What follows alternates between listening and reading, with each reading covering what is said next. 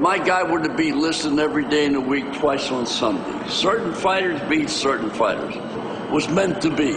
If Sonny Liston had won that fight, that might have been the end for Cassius Clay. We might never have seen a Muhammad Ali, because by then it was common knowledge that he was a follower of Elijah Muhammad. Malcolm X was now a visible presence, and had Liston gotten by and escaped with a victory that night, it's quite possible that the powers that be never would have allowed Cassius Clay to fight for the heavyweight championship of the world again.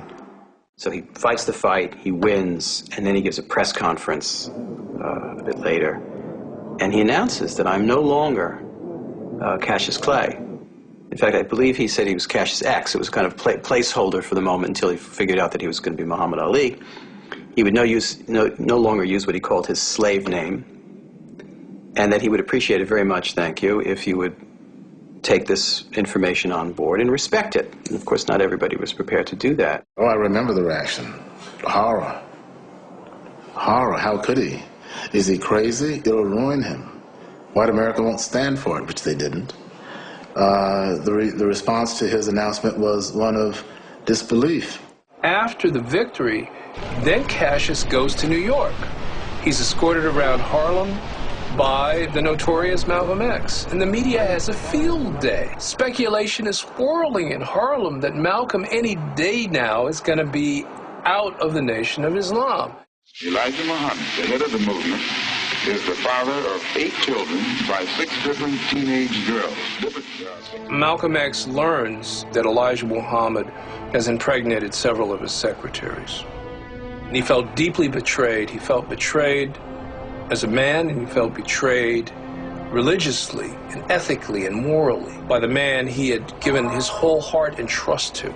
And so he questioned everything, including the whole creed of the Nation of Islam and the hypocrisy of it. And there were 2 men who, above all others, he wanted to pull out of the Nation of Islam with him. One was Louis X, who was the minister in Boston, today known as Louis Farrakhan.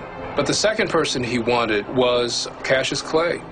It's precisely at that moment that Elijah Muhammad astutely diffuses the situation by bestowing upon Cassius X an original name. This is a gift, our leading teacher, for waking all of us up, because we were in a bad state of condition before we heard him. Malcolm had been for a decade the most prominent minister in the Nation of Islam, and yet Cassius, well before Malcolm X, who deserved the honor, acquires the name Muhammad Ali. This is checkmate, high stakes.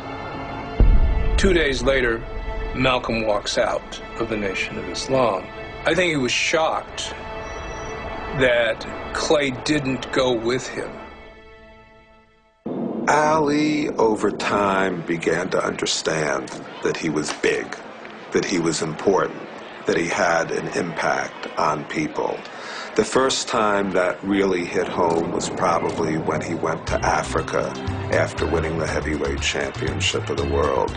What he found was he would go someplace and people would line the roads. People would come out of the jungle just to get a glimpse at him. And for the first time, he understood that his fame wasn't confined to Louisville or Miami Beach or the United States. He represented something. He wasn't sure what, but he knew he represented something to people outside of America. The idea of Muhammad Ali traveling to Africa had actually been first posed and presented by Malcolm X. So it must have been galling to Malcolm to stand outside the hotel, the Ambassador Hotel in Accra, and encounter Muhammad Ali, who snubs him when they had once, only several months before, embraced as brothers. Malcolm is left vulnerable and alone, and his assassination takes place on February the 21st, 1965. Malcolm X and anybody else who attacks or talks about attacking Elijah Muhammad will die. No man can oppose the message of Almighty God verbally or physically and get away with it. When I went to visit him, as journalists do. He took out from his briefcase a picture of him and Malcolm X. He made it very clear that he carries this around as a kind of talisman of a terrible error he made in his life, which was at the instructions of the Nation of Islam to push Malcolm X away. And so to his friend and his mentor, he behaved terribly, and he regretted it all his life. The heavyweight champion of the world, Muhammad Ali. We thought that Liston would go and kill him the second time out. For him to even think about doing it again was like, geez, I mean, you got by one stone. Don't try to do this again. The champion says a prayer in his corner. Clay takes the lead at the start. Boom! Hit him with a 1-2, the first two punches. That was a thing we planned ahead, too. To hit him with a couple of good shots early on, make him remember the other fight. I'm basically putting a camera up, and all of a sudden, Liston is down. I never saw a punch. The shot he hit him with, believe me, was a perfect shot. Right hand over the top, boom, he crumbles. Liston never saw the punch. That's the punch that gets you out of there, the punch you don't see. There was still talk that the first fight was thrown. You know, I mean, it's there was more talk in the second fight that was thrown too. I don't think that his performance in the two Liston fights convinced anybody at that time that he had really beaten Liston and that he was on his way to becoming arguably the greatest heavyweight of all times. I mean, that would evolve later. Sonny Liston is a sad figure in this story. He fought on a bit to make whatever money he could still scrape together and did okay. But he mainly became a bauble of the mob in Las Vegas insofar as they wanted him anymore because he wasn't earning anything, and he became a drug addict. And in 1970, he was found by his wife dead at home with a balloon of heroin sticking out of his arm. He had been dead for days. It's not a pretty picture. I watched tapes of most of Ali's fights with him, and Muhammad got a sort of thoughtful look on his face, and he said, you know, I wish Sonny Liston were still here. It's a shame he died. You know, it'd just be fun to talk to him, just two old fighters sitting around talking. And I asked, what would you say to him? And Ali's eyes grew wide, and he said, man, you scared me. By 1966, more than half of all African Americans opposed the war in Vietnam.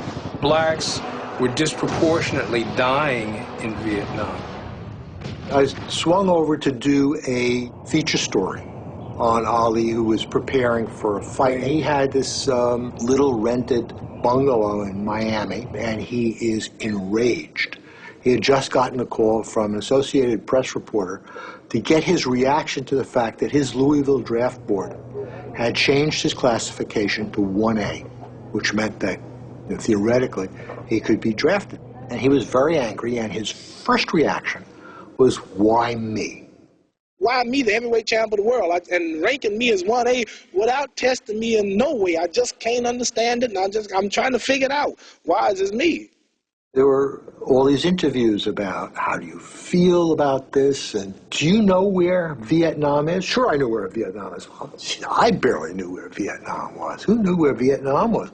So, champ, so how do you feel about going over to Vietnam and killing some Viet Cong? I got nothing against them Viet Cong.